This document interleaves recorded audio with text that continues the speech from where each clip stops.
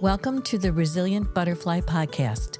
My goal is to share inspiring stories of healing and recovery through many diverse approaches and models. Our guests bring incredible lived experiences, insights, and/or professional expertise, each with their own unique path. While we highlight and celebrate these stories, our intention is to inform, inspire, and demonstrate resilience and creativity. This podcast does not endorse any one approach. We believe there is more than one way to heal, and we're here to showcase the resilience and possibilities that exist. Hi, everyone. Welcome to Resilient Butterfly. I'm so excited for my guest today, Erica Coulston, who is in Michigan, from Michigan, a Michigander, as we call up there, and because I was there for many, many years.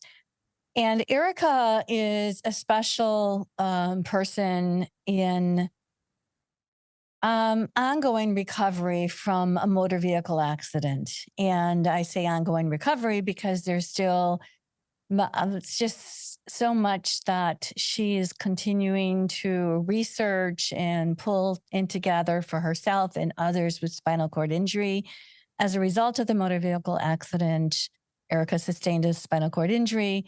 And I'm going to quote something that's really just her motto. And I believe this because I've known Erica for many, many years and have watched her and so inspired by her. With determination, you create opportunity where others see misfortune. And that is so true.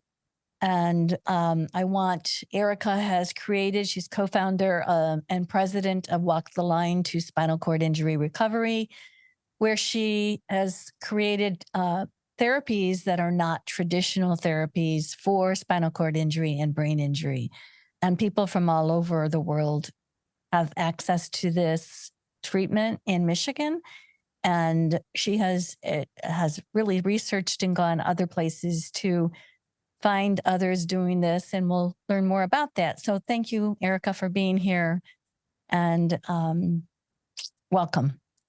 I know that people will be inspired by your story and what you're doing and treatment that they can pursue as a result of any injuries that they have sustained. So can we start with the beginning of time? The beginning.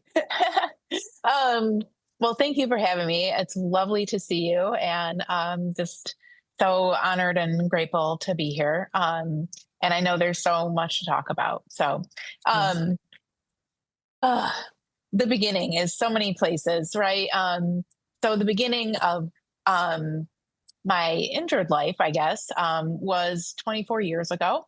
And I was 23 years old. I actually was living in California, working as an activist for a nonprofit organization. Wow. Yeah. And came home for my parents' 25th anniversary party and had a great time, went to their party. Later that evening, my brother wanted to go out and get some late night food. And so he and I went out. And on the way back, he was driving a little fast, took a turn going a little too fast in our neighborhood and lost control of the car. So when they say that these accidents happen within 3 or 1 mile of your house, they're not wrong. Sure. So, it was actually in my parents' neighborhood. And I don't remember a whole lot after that for probably a day or so, kind of glimmers of things here and there.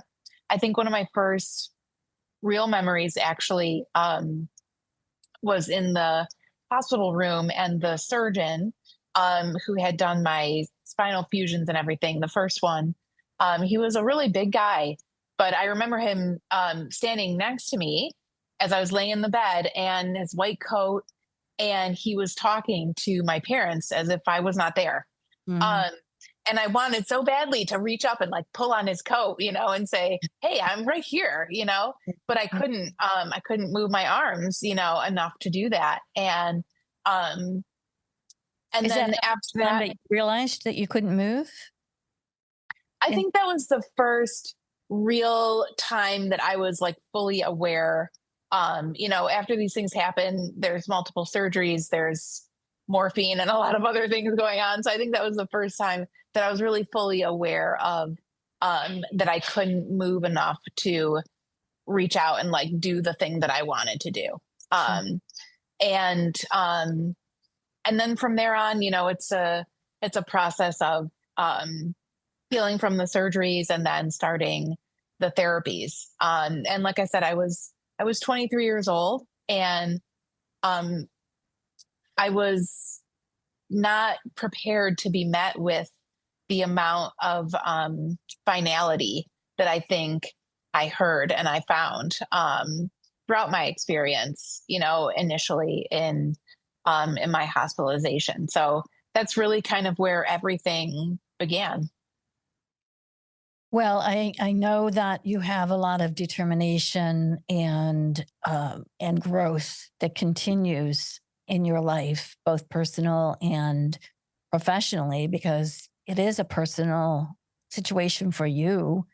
And at the same time, you've made it a profession to really, for whatever gains that you can achieve or have achieved, to be able to share that with others. So you went through a tremendous amount of rehabilitation, I know, because that's what happens with the spinal cord injury. Um, what what point did you decide to co-found spinal cord your walk the line spinal cord injury? My shortly after I was injured and I completed my first kind of bout of outpatient therapy, I remember talking to my therapist at the time, and I said, I've met my goals, that I have for myself, and I really am ready to start working on my legs. I'm ready to start working on my core. Um, and she looked at me and said, "Yeah, as soon as they start moving, we can do that." And I Mm, just thought, isn't that the point of therapy? Like, aren't you supposed to help me do that? And, this is still very early on. And so I knew I needed to go elsewhere, and I needed to really find somebody or people that were going through the same thing.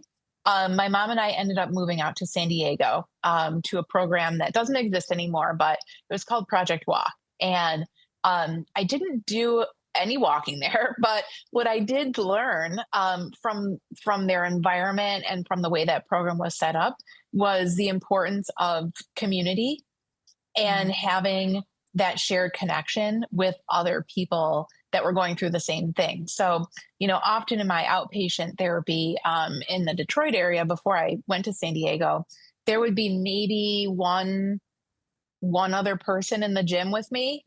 mm, Um, Sometimes they had a spinal cord injury, sometimes no. There was one other woman that was there with me that was a similar age, but so I was really lacking that peer support and kind of that community feeling. And I made a great group of friends out there. And we still actually, about a half a dozen of us are still really good friends today, 20 something years later. that's good. And we went out together. We cried together. We laughed together. We worked out together. And I learned so much about the importance of that connection. Mm, Um, I was also the only person there whose therapy was being covered by their insurance, mm, thanks to Michigan's auto no fault system at the time. And sure. so I learned so much about what other people were going through, to fund their ongoing treatment and to get better and what that meant to them. And so it really made me feel grateful for what I had and help solidify that like it should be available, everywhere to everybody. So fast forward, my mom and I were there for a couple years, and my dad would You fly were there back for and 2 forth. years. We Wow, were I there didn't for two realize that. years. Yep. My dad would fly back and forth, and it just got to be a lot on our family. We actually um, helped to fundraise to start a recovery program at the Rehab Institute of Michigan. Mhm. called the Center for Spinal Cord Injury Recovery, and that opened in 2004, I believe. And I ended up pursuing my therapy there. And unfortunately, I think a mixture of hospital bureaucracy and interpersonal politics really got in the way. They ended up discharging me um, Mm. and really left me with nowhere to go. I had no therapy. Um, they gave me a sheet with a couple options on it, none of which were to come back there. And so, I think that was a really difficult time to overcome because I did not know what I was going to do. I didn't, I wasn't in a place to move back to San Diego. There wasn't, this was still 2007. So there really weren't many recovery based therapy programs out there. Um, Can you explain the difference between acute and recovery based therapy? Yeah, so the like a more traditional model is of rehabilitation is maybe more compensatory based. So you might be working on um ADLs or transferring or bed mobility, things like that, but you're doing so in a way that is based more on compensating with what you have. Um in a recovery based program, that's not to say that you are not working on those things as well, but you're doing so in a way that hopefully is also creating an opportunity for that neuroplasticity and Mm. those muscles to function again. So a lot of what we do will be in semi or full load bearing positions where we're getting in anatomically correct positions. We're really putting the body in a prime position and doing a lot of neuro priming in order to allow those connections to recreate. It takes time, Mm. and everyone's at a different place in that process. And I think the biggest thing I've learned over the years is that recovery means something different for everybody. Mhm. And even for each person within a large span of time, right? So, I mean, I remember this distinctly when I was first injured. I thought, I want to be exactly like recovery to me meant being who I was before, Mhm. physically. Mhm. And not only do I recognize just because of time that that's no longer possible, but I also recognize over time that maybe that's not the most important thing to me.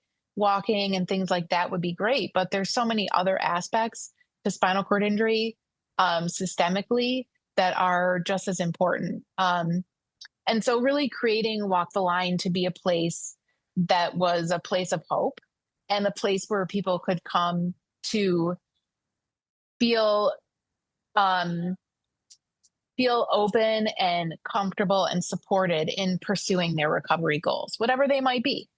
For some of our clients, it is walking again, and we work with them to kind of break those goals down into smaller, achievable parts. For some clients, it is bed mobility or transferring more independently, or they want to get back to pushing their wheelchair, their rugby wheelchair.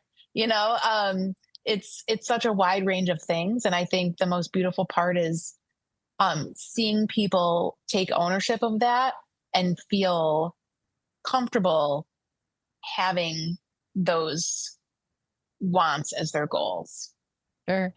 And when working individually with people, each person's injury is so different, as we all are different human beings.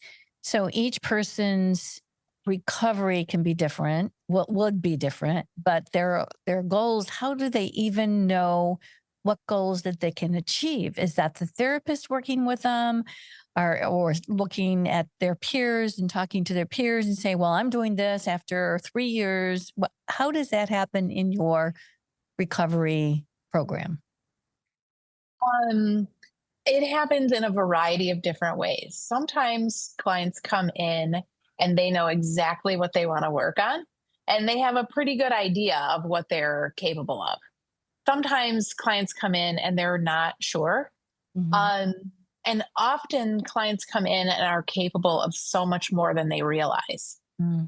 And I think that's really the beauty of what happens when you allow people the space to feel hopeful and Sure. to be vulnerable.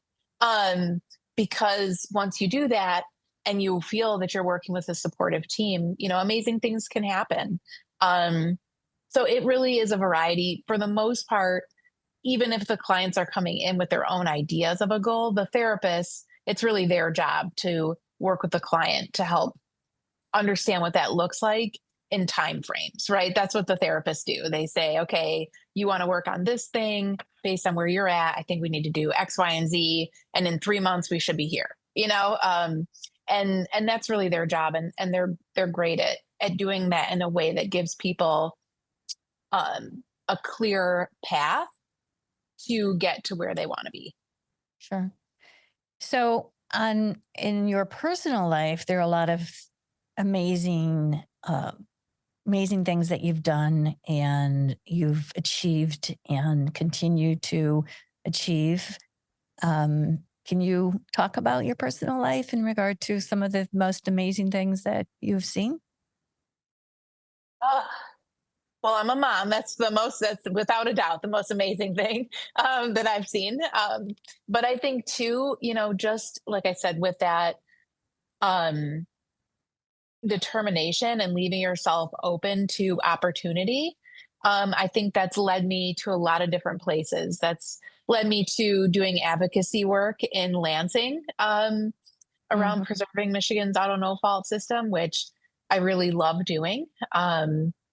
It's led me to accessibility design work with Oakland County and their accessibility initiatives. It really can take you so many different places once you have who you are solidified and you are open to opportunities that allow you to really be that person. And I think that whether that's been over time, with just getting older, or that's been through a series of like successful events happening. I really do feel that if you are confident in who you are and you're open to those unknowns, that opportunities are always here, just like this today. I never would have thought we'd be doing this today, but I'm open to it and you asked, and so here we are. So I know this is very personal for you, but I believe this is, and I'd like to get to the core of some of these situations so that it really inspires and helps other people think what the possibilities in their life can be. And you say you're a mom, but then you brushed over it like you're a mom. That's a big thing. Yeah. And becoming a mom and how that all transpired. What is your comfort level in sharing how that all happened? I mean, honestly, it really didn't happen too much differently for me, thankfully. Um, and I just feel so fortunate for how healthy I was during my pregnancy, because I have known other moms, where it's more of a challenge, other moms with spinal cord injuries. I had worked so hard on my recovery and my therapies for that many years before I was pregnant, that I was honestly in the best shape of my life. So I really felt physically so strong, and I continued with my therapy up until about 32 weeks, Mm. and then I had Everett at 4 weeks later. So it was really the best possible scenario. And I can't say enough. I had him at Henry Ford West Bloomfield, and I Mm. cannot say enough about the team there and how wonderful they were for Wow. us. Mm. And Yeah. Everett is now how old? 10? He will be 11 next Oh, week, wow. 2 weeks from now. Yep. Amazing. And I know that there probably have been other women coming into your recovery program that have been inspired by being a mother, for you to be a mother, and watching you raise not only get pregnant and having the birth, and then raising him, and all the challenges that motherhood is alone, let alone with someone who has limitations to physical mobility. And I know I've seen pictures, and I know that that's all Everett knows is his mom, as you are. And that's all I'm going to say. I'm like, Yeah, I mean, I think it is. So I definitely, I mean, I have met other women that have, come through here that I've met in the community that have wanted families of their own. And I think having that peer support really helped them to figure things out for themselves, even if it's just like, what am I going to do about a crib? And like, well, here's a picture of the crib I had made because there wasn't one. Um, so even those things I think really help to break down all of the barriers that you kind of put in place for yourself. There's certainly challenges, just like there is, for anybody else. And honestly, especially when they're small, because it's hard, you can't pick them up when they're small. Because you can't pick them up and they want to be picked up and all those sorts of challenges. But I think it's hopefully it is all that he's ever known. But I think as he gets older and he becomes more aware of how things are, I think that it will give him a different perspective. And sure. certainly being present for him and through his friends' eyes is also another experience, So I really enjoy it, and I think it does this perspective of life does give you a different like idea of what's important and cause you to slow down a little bit so you can be a little bit more present. Mhm. Well, the the best is being able to create this program for yourself to get the therapy that you and support and and the community. Excuse me. And what you said about community, that's so true about anyone in recovery, but anyone who's even not even recovery, because community is so important for all of us as humans, as we found out during COVID. Mm. Um, but not even but, and for you to have that support and be able to give that to your son at the same time and your family is amazing, and be able to share your whatever you've gained in regard to your knowledge and experience. I want to talk about, I mean, there's so many things that you've brought into your clinic, Mhm. but the latest situation, the latest thing you brought in is a device that helps with hand function. Can you talk about that a little bit? Yes, I would love to because I'm so excited about it. So it is from a company called Onward Medical. They're a Swiss company, and the device is called the ARC EX. It's a transcutaneous external spinal cord stimulator. So it is the first and only one right now, FDA approved. Um, and it's basically an external eSTIM device. So there are two active electrodes that are placed above and below the level of injury. And there's two inactive electrodes that either go on the clavicles or the hips, kind of like a bony prominence. Um, it's different than a regular eSTIM that might activate surface level muscles, in that the frequencies go deeper to actually stimulate the spinal cord. So the idea is that with volitional movement, the stim is basically providing the spinal cord an opportunity or a bridge to transmit those signals from your brain down to the muscles and nerves in order to make that part move. Um, so I use it quite a bit. We've had it for 6 months. We're the only clinic in Michigan to have it. Um, and we've seen so many positive results in our clients from using it. And I know that it's just kind of the beginning for this type of therapy and device. So it's really an exciting time for people with spinal cord injuries. Absolutely. Now you need to have the device on in order for it to work, correct? Does it work Yes. continue to work at some point after you take the device off? So the idea is that the changes that happen will remain. for some period of time. So certainly, for me, some of the improvements in hand function that I've received and gotten from using the device have stayed. And I've noticed if there's been a week or two when I haven't used the device, if I go back to using it, sometimes something new will happen. Sometimes I might notice there's a Tell us little bit less strength. some of the functions that you've been able to have that with the device that you had did not have before the device.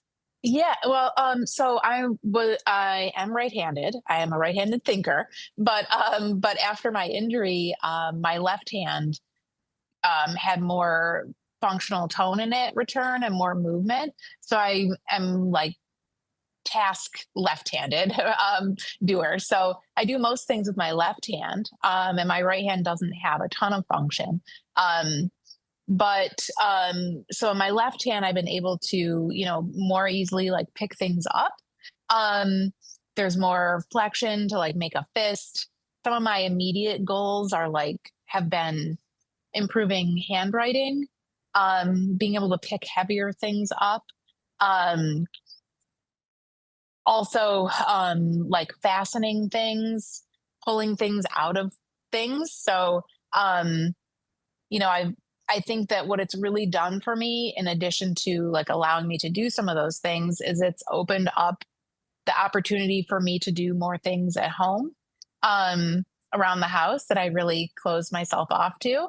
I made my son mac and cheese Mm. yesterday, um, almost by myself, so I think the ability to think that I can do something, like, and then go do it, and just like, I'm gonna grab the bottle, and I'm thinking about it and I'm gonna do it. And before it maybe would have been a two-hand thing, or maybe I would have struggled to pick it up a little bit. So it's those little things that I guess aren't so little, Mm. um, Oh, they're that really give big when you. you think about them. I mean, when you're missing them, they become big. Yeah, and I think too, even just, doing more things and having that mindset that I can try and I can do more things has really paid off, even in the eyes of my son, for him to be like, "Oh, mom, you're doing more stuff. I can see you trying." It's like, okay, well, help me with the laundry. So it's been really fun. And then with the right hand, I have gained some movement in some of my fingers, but it's not functional yet. So I got to keep working on that. And then I also do use it for more like gross motor activities, shoulder strengthening, core strength, tricep strength. Those tend to be more like what I call elusive benefits, because you can kind of feel when it's on that it's better, but it's not something as distinctive or noticeable as like, oh, I could move this. I can move this now and I couldn't before. Some of our other clients have noticed improvements in like bowel and bladder function, improvement in blood pressure regulation, some sensation improvement, even on the bottom of the feet or other areas of their body. So it really, as unique as our injuries are, the return is just as unique. So that this device you're taking home with you to use, right? I do not take it home right Oh, now. okay. It stays in the clinic and it's in use pretty much all day that when we're open. Um, Onward has applied with the FDA for home use, um, but it has not been decided yet. So there's one device that you have in the clinic for all of your clients. Wow, Yes. that's in, that's pretty tight for everybody to be using Yes. that. Yeah, and it's there are certain, not all of our clients qualify to use it for one reason or the other. Um and we really had to hone in on a system of cleaning the device and the parts that go along with it, and moving it around from client to client in order to have as much efficiency as possible. But that really helped us to be mindful about what we're doing and how we're using it. Each session is ideally 60 minutes long. Um, and so we can typically get the pads and everything switched over within under 5 minutes, which is pretty good. If you think about a lot of interventions or device setups, they can be very, very costly in terms of time. And to this day, you're 24, 25 years post injury, right? How many? 24. Yep. 24. So, um, it's incredible, 24, and you were attending your parents' 25th anniversary. Yeah. Um, what, how many hours or in a day or how many times a week do you still train to work your muscles to be able to have a core and muscle function so that you can stay strong and at the same time I know that you're ambulating with assistance with therapist and a other devices. So how many hours in a day and weeks, days in a week do you still work? So I do 3 hours of OT a week. And I do 3 to 4 hours of PT a week. And then at home, I have equipment where I'm doing probably 4 to 5 hours a week.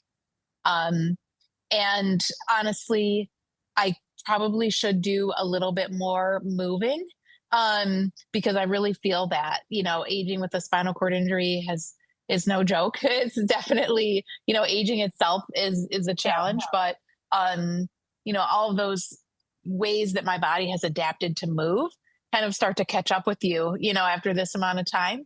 Um, I used a manual chair for about 17 years. And a few years ago, I moved back into a power chair, which was a big, um, like psychological and emotional thing for me to go back to, Sure. because it felt like I worked so hard to move forward, and being kind of like back in a power chair felt like I was regressing. Mhm. But um, it really has allowed me to be more independent and more functional and comfortable throughout the day. So when I look at it that way, it's actually a step forward, um, because it does allow me to be more independent. But I definitely feel like that ongoing therapy and just movement is so important to physical health and also my psychological and emotional health. I think just as humans, it makes us feel good to move. Of course. Well, it's important for anyone with injury or not injury. And then you have the weakness in your muscles and if they're not used, then they will not be, you can't get that return. So for you Mhm. to have that um I mean, stamina is coming to me, but it's more than that. Um, the the ability to really be structured in your life to continue these therapies is so important. And kudos to you because obviously that's really a big part of why you're doing what you're doing or why you're able to do what you're doing is what I'm saying. So Yeah. if you were to say one thing to someone who has spinal cord injury and your entire time that you've over the years, what would be other than this motto, which is incredible? Mhm. What would you say to someone out there? Um, I think I would say that each day is a choice. I don't even think that is just limited to people with spinal cord injuries. I feel like that's, for all of us.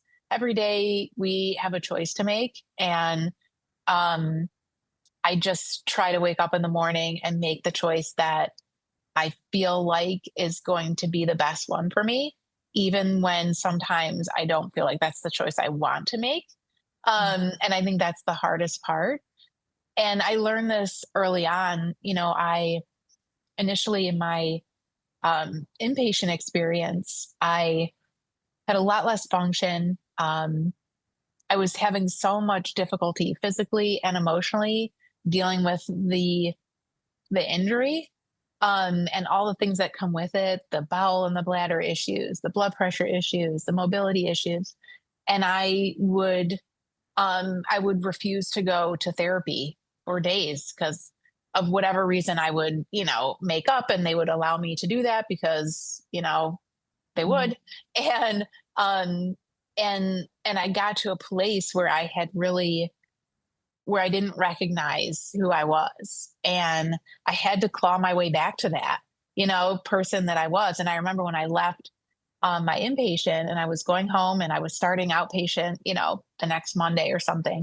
And I was like, okay, I'm going to start fresh. These therapists have no idea who I am, even though they had probably read with horror all of my notes, Um, but they have no idea who I am, and I can start fresh, and I can make a different choice, and I'm going to go every day, and I'm really going to push myself to to be um, the person that I want to be. And I still get up and make that choice every day because it's not easy, And I think that that is really the hardest part. And some days you make the wrong choice, and then you just have to go to bed and be like, "Oh, tomorrow I'll make a better choice," Mm. And I think you just can't give up on yourself, and you can't give up on like making those choices. Sure. So, Erica, I never knew your brother was actually the driver of the vehicle. Did he have injuries himself? His were more emotional um, than physical. Mm. Thankfully, he was not, hurt too bad physically. And he and I were very close at the time, and had, I think, a rocky, probably 15 years or so back and forth. Mhm. Um, and now we're in a really good place, and I think he's in a good place. And I'm just happy that we're back to having a good relationship and being able to talk to each other and hang Mm. out. And he's a great uncle, and all of those things. So I'm Sure. glad we're back where we are. Well, it's very. I can't even imagine how he would have felt during the time after the time himself, and there's a lot that goes through that for sure. Well, thank you so much for coming on. I really appreciate you, and just say thank you. And if anyone wants to know more about Walk the Line, spinal cord injury recovery, how would they get in touch with you? They can go to our website. It's WTLrecovery.com. And my email address is ericac@WTLrecovery.com. So those are the best ways to get in touch. That's great. This will go out to many people around the world. I have had people from the UK and from Ireland on the podcast. So I would imagine that there are other listeners somewhere else that, may know someone who would really love to have some consultation and hear about what they can do. But I appreciate Yeah. you and hope we see each other soon. Yes, thank you so much for having me on, and it's just wonderful to see you and be invited. If there's anybody also that wants more information on the device, they can go to Onward Medical, search for Onward Medical, and look up the RKX. Thank you for joining the conversation today. If you are seeking help for yourself or a loved one, please reach out to our Feinberg Consulting team at 248-538-5425. That's 248-538-5425, and check out our website at feinbergcare.com. I'm grateful for our guests and all who have joined us today. Make sure you follow us on Apple, Spotify, or anywhere you listen to podcasts.